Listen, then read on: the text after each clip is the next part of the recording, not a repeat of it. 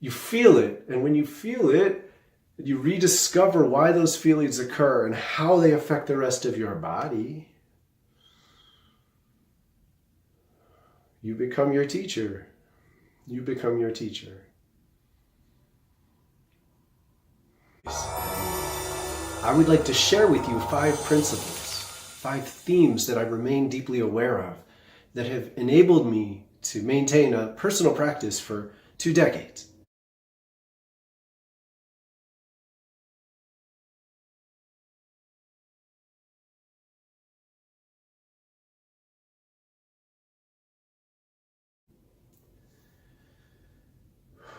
Number 1, breath. Now look, you might hear breath associated with yoga and just sort of skirt past it. Yes, yes, yes, of course it's important. No, please, stay. You need to move with your breath. And if you have not done this yet, I really invite you to make a transformation, to make a transition to the point where you allow your breath to guide you. When you allow your breath to guide you, rather than attempting to control your breath with your mind, you become liberated to experience an extraordinary range of gifts.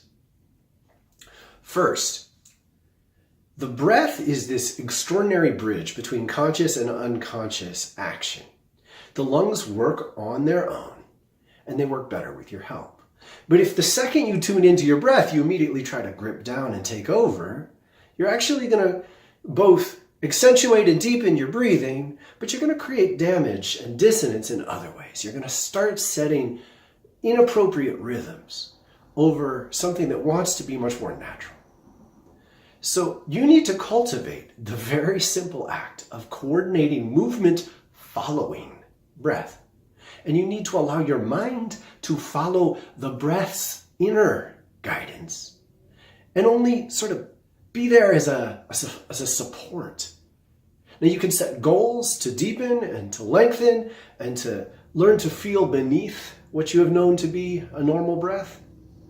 But please resist the urge to take over.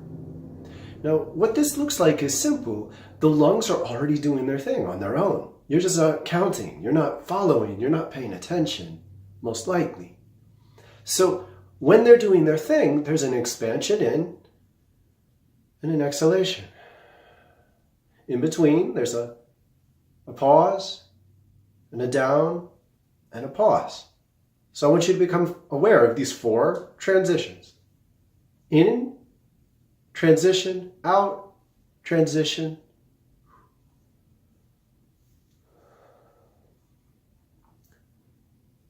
When the lungs take air in, there's an expansion, opening.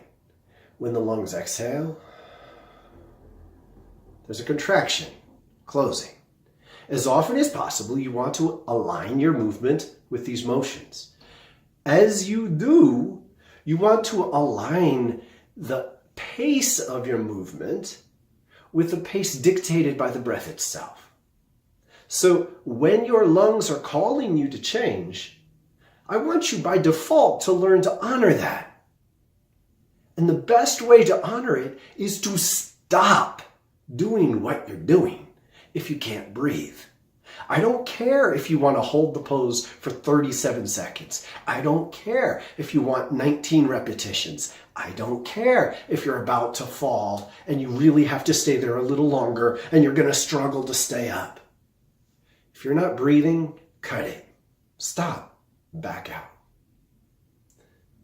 It's a difficult transition for many people to make because it undermines so many mental goals that you might have in other areas.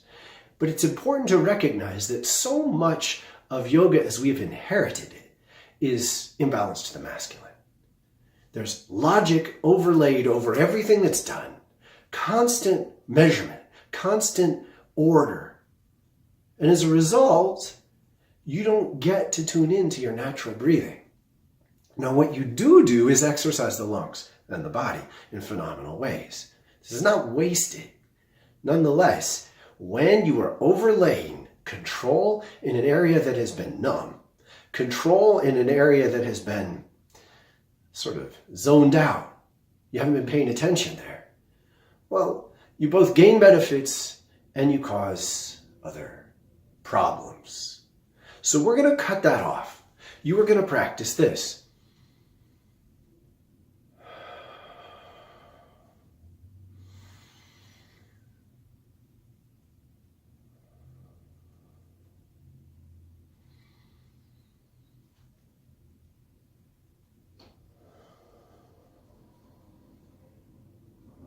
Now, when that pace changes, is under the control of your lungs. I want you to give your lungs the priority in when to shift and turn. And what you're going to begin to discover if you do that, if you resist the urge to be mechanically rhythmic, 1, 2, 3, get the clocks out of the room that you're in, particularly if they tick, and feel. What you're going to find is that the lungs themselves are going to communicate a lot to you. And you're going to begin to tune in to the distinction between physical and energetic feeling. And when you do that, you begin to get into a very deeply magical rhythm that will guide the rest of your practice. So if you can institute this really somewhat severe and fierce priority, if you cannot breathe in a pose, back out. Get back into your breath, get yourself grounded, and go back in. I have never found a time when I am doing yoga poses where if I back out and then go back in, I somehow lost an opportunity to deepen my relationship with my body. If anything, I gain much more because I'm being conscious and patient. I could do 20 repetitions bending over my left leg, bending over my right leg, bending over my left leg, bending over my right leg.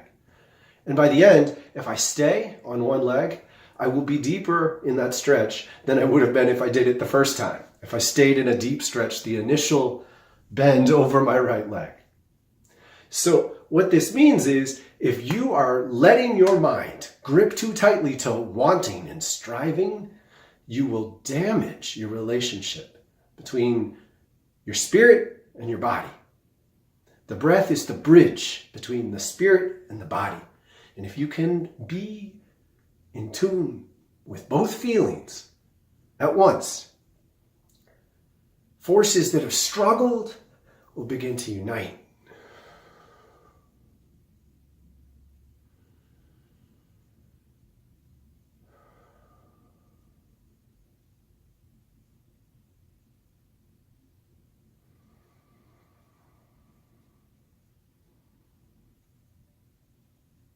So you're following the rhythm of the breath and you're allowing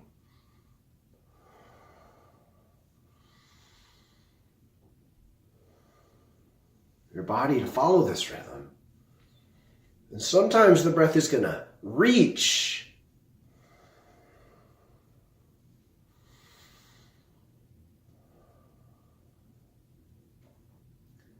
Sometimes it's going to get really subtle and quite shallow. And if you learn to tune in to that desire, the desire of the breath itself, you'll transform your entire relationship to your practice. You'll know when to change, when to reach, when to push, when to pull back, when to both restrain and then assert again. And this is a key to being able to pace yourself and find the true edge of what you're capable of in this practice today.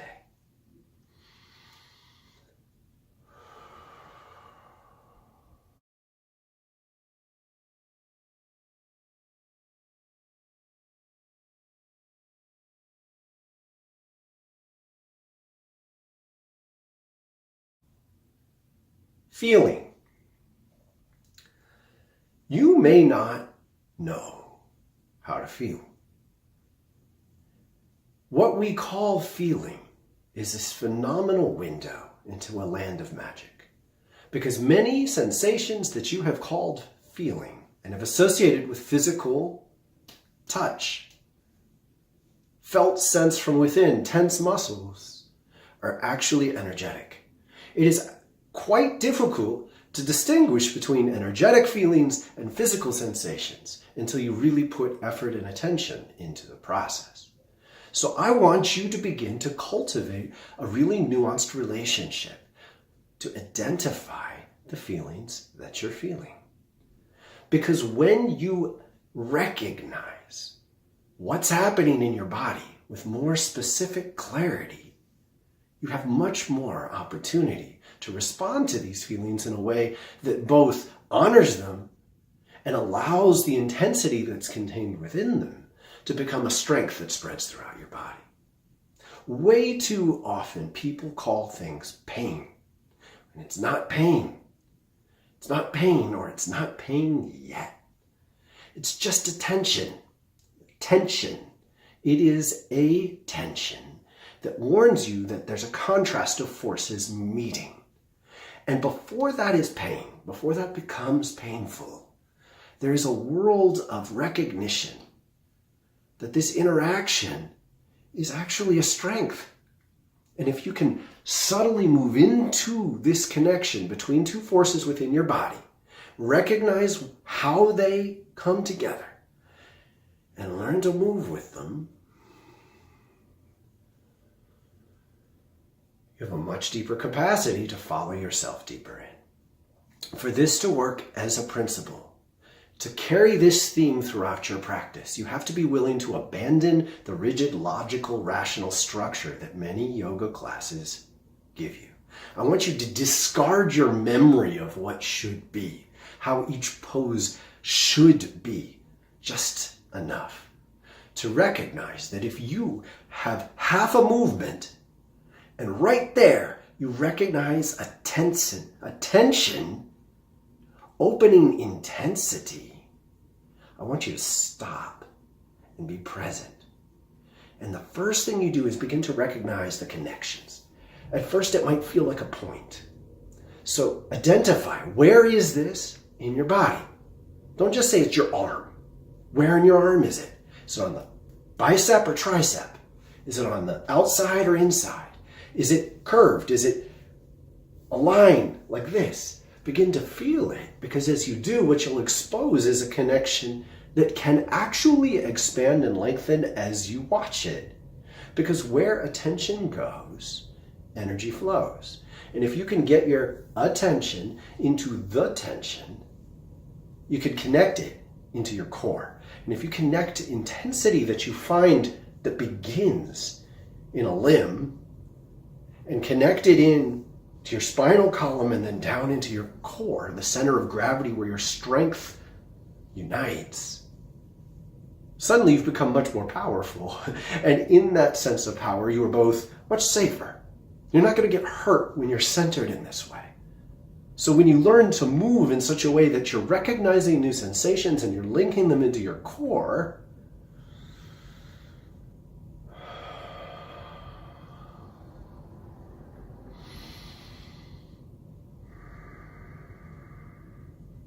you're both honoring what your body communicates to you in an ongoing conversation between your conscious mind and their felt sense. You're honoring this conversation and you're extending your awareness and drawing the strength of it, like stoking a fire, like building a fire and recognizing exactly how much you can build that fire with the fuel and the flame that you have available to you. And the only way for this to work is for you to be very meditative, very conscious and precise about what you feel.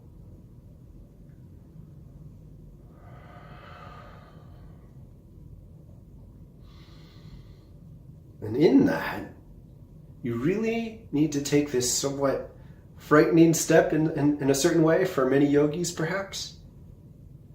Let go of the rigid structure.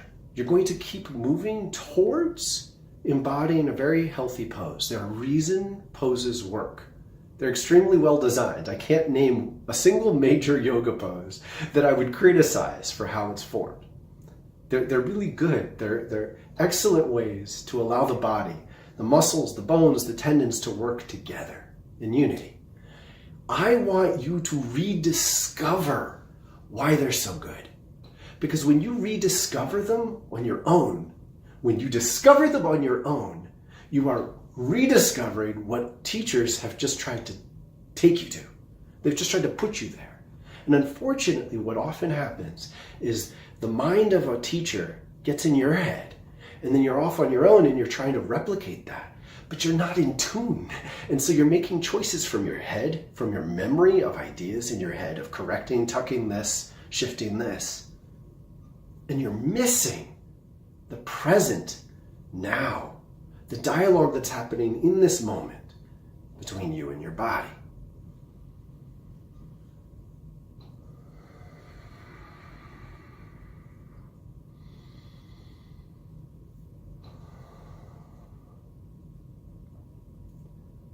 So pause. When you're doing a practice on your own, you are in control. You're the pilot. You can take breaks. You can create space to explore halfway between one pose and another. You notice I'm not doing yoga poses in this description, and that's purposeful.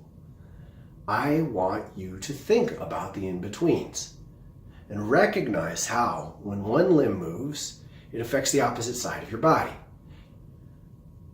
When I just move this, the rest of my body moves. You need to learn to feel that influence in every pose you explore.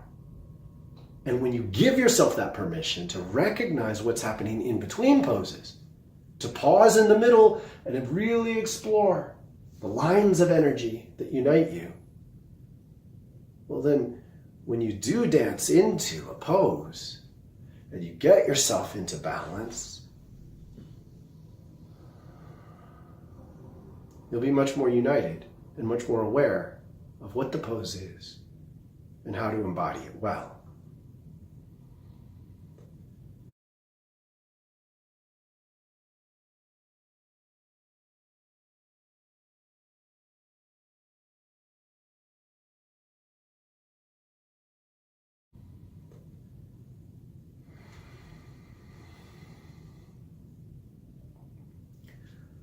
Centering. This is such a crucial, radical, simple breakthrough in how you can relate to your body. One of the most significant reasons people avoid doing a yoga practice on their own is that they're afraid. They're afraid because they've become dependent on having someone who's watching them, who they experience as the expert, who's gonna hold them, keep them okay, keep them from getting hurt. The teacher is going to see when you need to change this or that or the other. Well, in many cases, that's quite beautiful. Nonetheless, one teacher can't keep perfect track of a room, and someone else is not you. You are ultimately the one who knows the most about what is happening in your body. So for you to commit yourself to learning how to make adjustments on your own, though it might be frightening at first to let go of that security, is an extraordinarily beautiful adventure that you are going to love much more than you could anticipate, particularly once you start integrating these themes.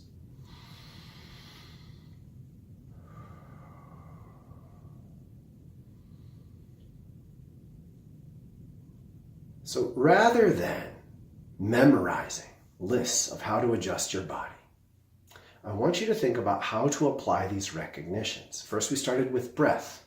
How is your breath working in your body? And can you breathe deeply in the way you are moving and holding your poses?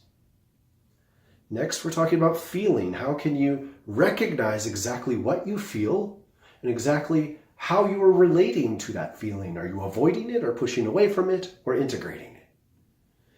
Now I want you to think about centering.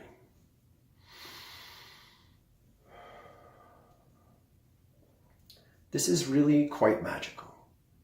When you identify a somewhat dissonant or even simply an intense feeling in your body, I want you to immediately measure what's happening on the other side of your body. It sounds simple. I bet you haven't been doing it very often. Some of the best corrections you've ever received in a yoga class have probably fit into this measurement, and yet it's not necessarily something that most people even try to do on their own. If I have an intensity on my right side, I immediately measure what's going on my left side. If I have an intensity in my lower back, I just draw this circle around my body and I feel what's going on in the abdomen.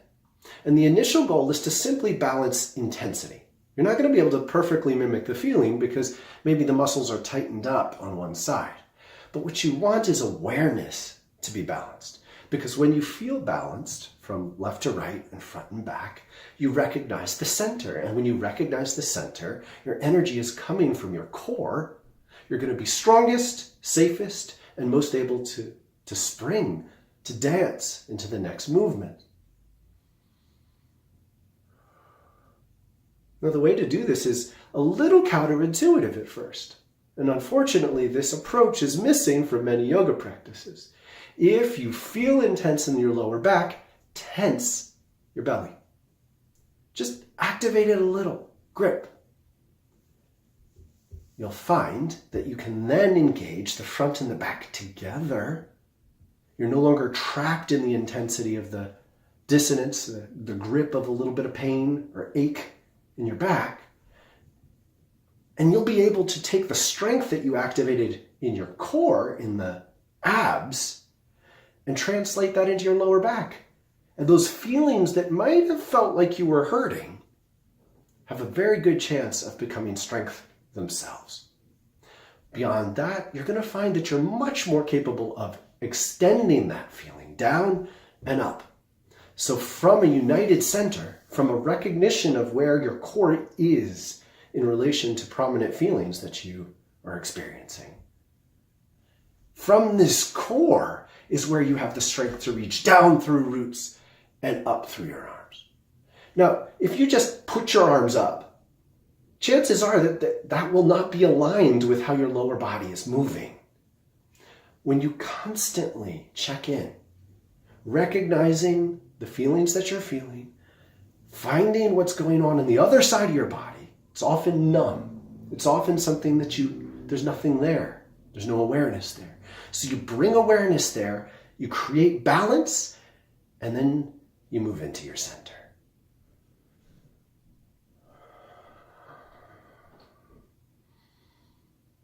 Now this works in many ways. It works between the limbs.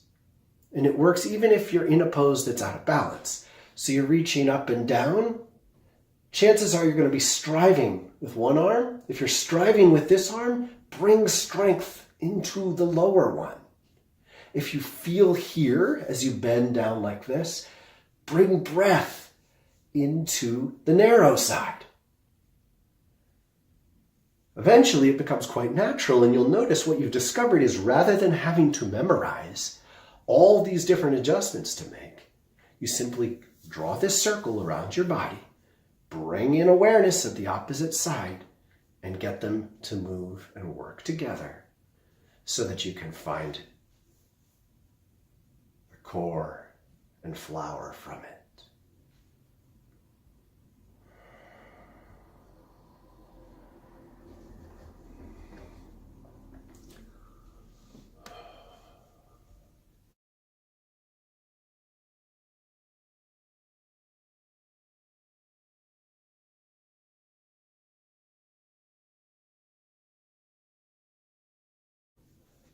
But as the light hits the clouds, I want to introduce you to the last two principles, because these are really quite beautiful, and they do involve mimicking or embodying some poses so you can recognize what I'm doing.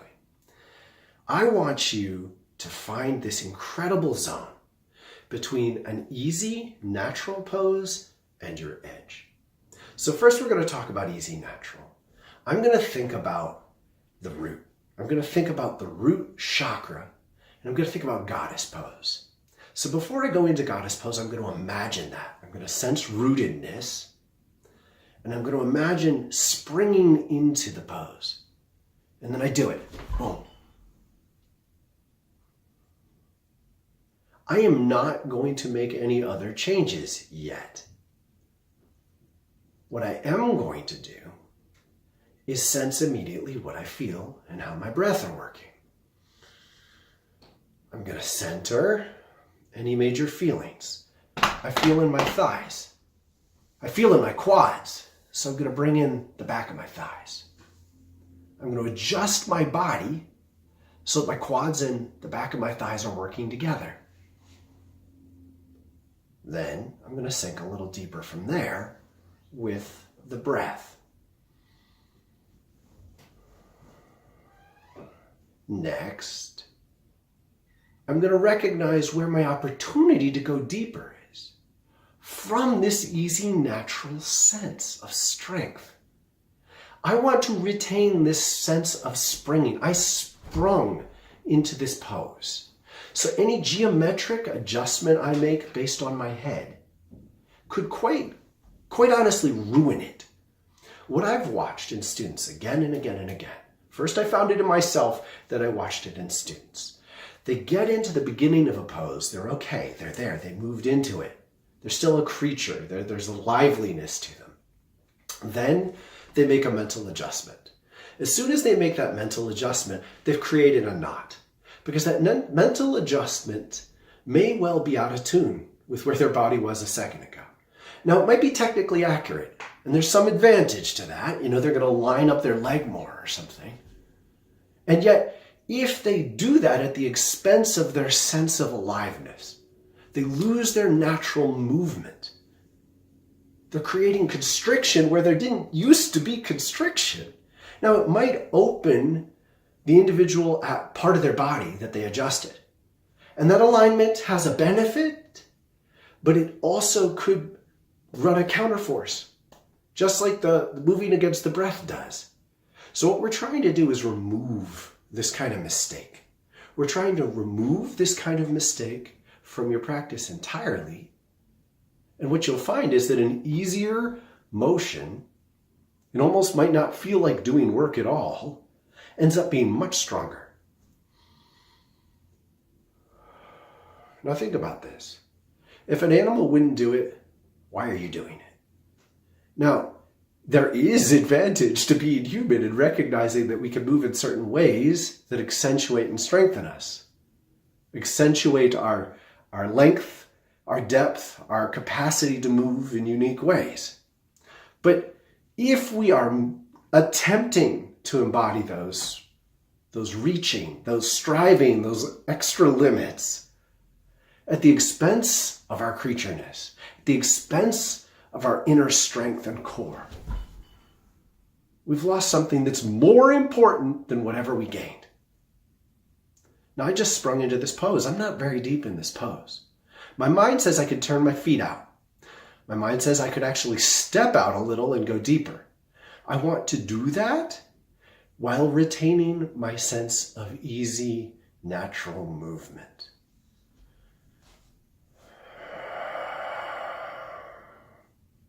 And what I find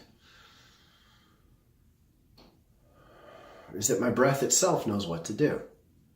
I remember this thigh correction. I'm moving with the back of my thighs in harmony with my quads. I'm grounding the balls of my feet with the heels of my feet. Now I sense that I can turn my feet out a little bit more. And I do it because I feel it. It's in tune with what my body recognizes. And as a result, I have rediscovered a healthy version of goddess pose from the inside out. And that's what we're going for. We want you to retain your sense of natural ease and carry it into the most extreme advanced movements you're capable of. Because if you do something extraordinary with natural ease, you're going to be much stronger as you move through it, on to the next challenge. You're going to retain your sense of what's possible in a playful way. You won't let your head trip out. You're not trying to keep yourself in check by memorizing a list of adjustments. Your memory of potential adjustments simply acts as a support structure to help you embody something that your body wants to show you. Your body wants to feel strong and alive. In order to get there, you need to commit to treat it well. Do not push it out of its natural centeredness simply because your mind says, I want to get further in that. If you simply stretch yourself out this far and then twist, and you've told yourself, I got deeper because your fingers reached the floor, and yet you've knotted up your side, you've knotted up your leg, and you can't breathe. Well, no good yogi thinks you should do this, and yet it happens so much in American yoga. I haven't been to India, but it happens so much in American yoga because the American mind thinks this way, because the human mind thinks this way. This striving nature combines with the left brain logic to attempt to emulate depths at the cost of natural ease. It's almost like no pain, no gain. If you're not suffering, you're not succeeding. Well, that kind of mentality is very terrible for yoga. Yoga is medicine for that kind of mentality when practiced well. And if you insist on carrying that kind of mentality into a yoga practice, not only might you hurt yourself, you're going to create tensions that weren't there to begin with. And that kind of unknotting is all over yoga students that I've encountered for a decade, for more than a decade since I've done my teacher training. I see students that go past their natural ease constantly passing the space where they are united, where they can sense what happens to their left side when they move their right side. You need to remain very aware of what happens to the rest of your body when you assert one limb or another limb.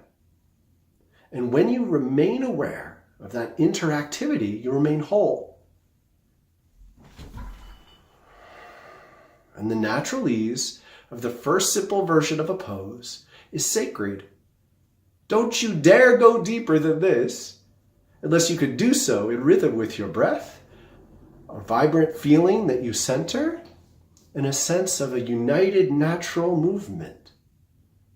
Don't go as deep as you possibly can until you know how to do so well.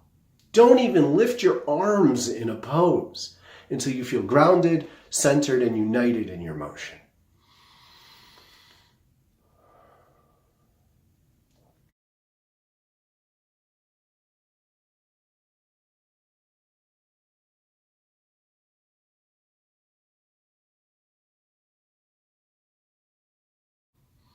What we want to explore is the range between natural ease and your edge. And your true edge is that very careful boundary between pain and numbness that warn you that you're off, that you're beyond what your body can truly feel and stay vibrant within.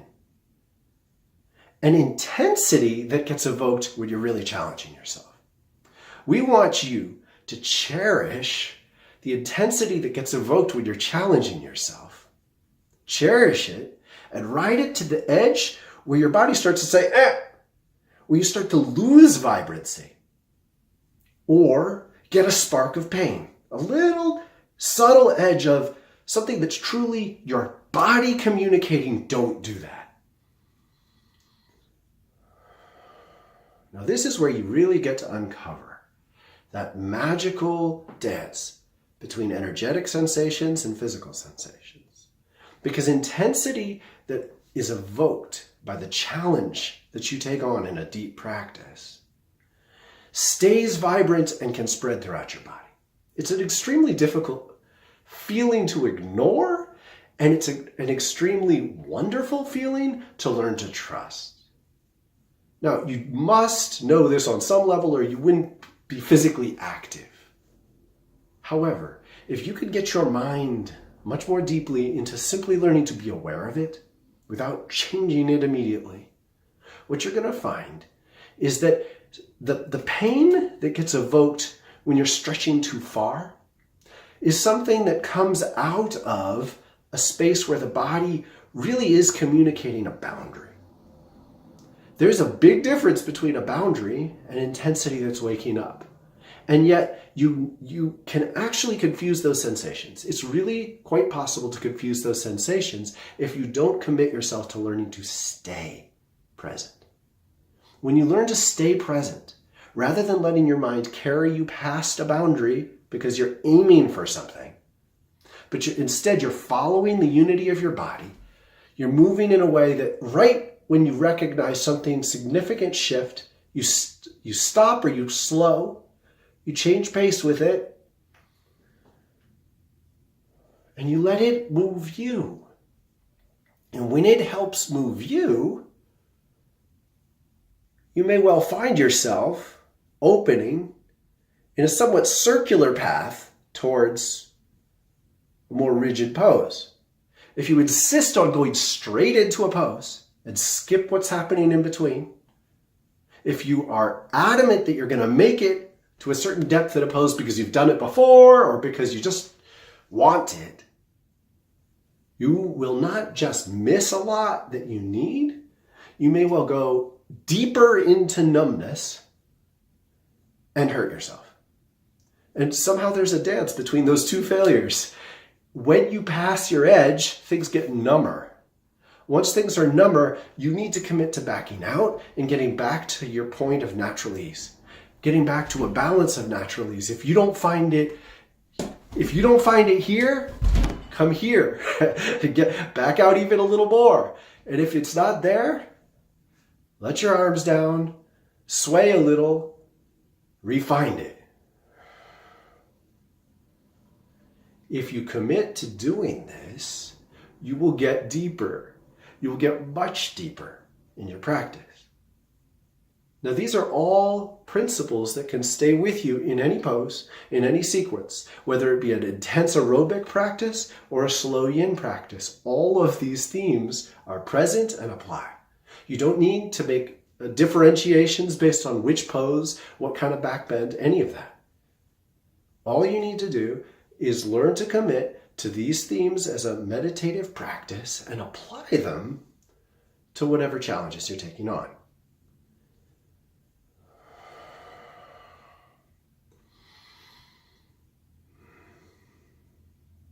And in the process, what you're going to find is that you will actually get much better at recognizing what parts of your body are stiff, what parts of your body are complaining, what parts of your body seem ready to open, what parts of your body are numb and not participating, what parts of your body are ready.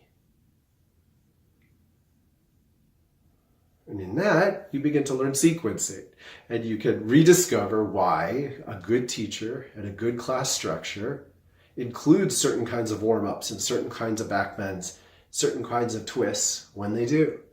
Includes a build-up before a deeper challenge. And a lot of that will begin to make complete intuitive sense. You don't need to memorize it. It's clear. I need to do this and this. I need to open myself a little more here before I try this. I need to open myself with some bridge before I try a wheel. I need to stay in down dog a while before I try a handstand.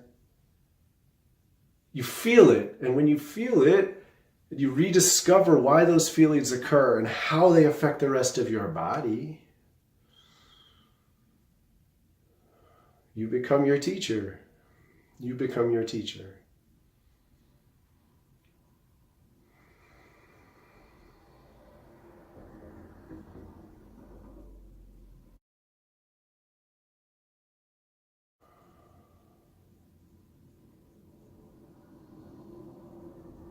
You know, I've been wanting to do this sequence for quite a long time, and somehow I'm doing it with the sun in my eyes, keeping my eyes closed for most of it. I think I turned this way for a while. Good. Next time we do this, we're going to apply it. We're going to apply it in a series of poses. I'm going to talk to you about how and why. Until then, I am Daniel Kaya. I love chakra yoga. I've been practicing for 20 years. I've been teaching for 12 years. 14 years I've been teaching yoga. And I'm hoping that this kind of guidance will help liberate you to make your own choices. If you follow these principles, you're going to make great choices in how to create your own self-practice.